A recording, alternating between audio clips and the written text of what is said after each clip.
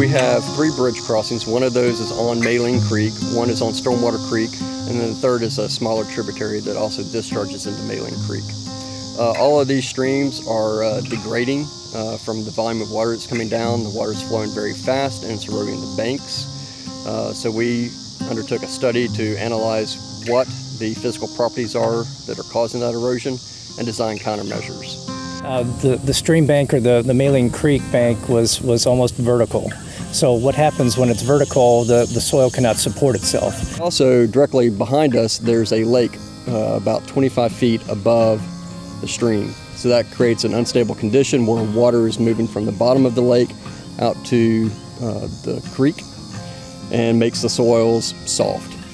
So we had to look at this from a geotechnical perspective. Basically, how is the earth going to be engineered to be stable, and how do we design the stream so it won't continue to get wider in the future. So what we do in these types of projects is to kind of lay that slope back so that it's at what's called the angle of repose, so it's about 33% or less, so that way the soil can hold its own weight.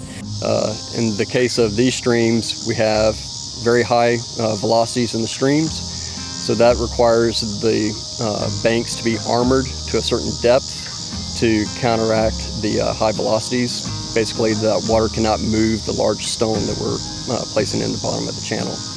The stone that we're using is naturally quarried limestone from our region, so we're using local materials and sources. And then we plant it with native plantings, particularly grasses and something called willow stakes. Willow stakes are tree branches that have been cut, and they'll be planted into the soil.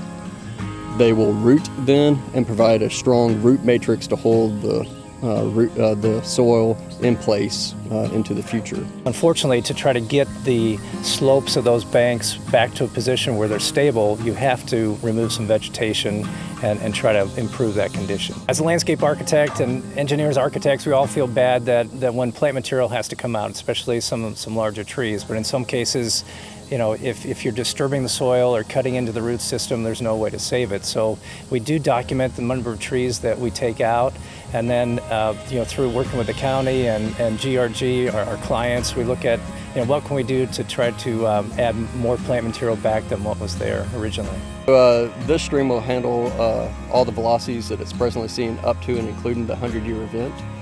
So basically this whole area could be inundated and the velocity would not be able to move the stonework. And ultimately what this will do is prevent those sediments from being released back into the environment.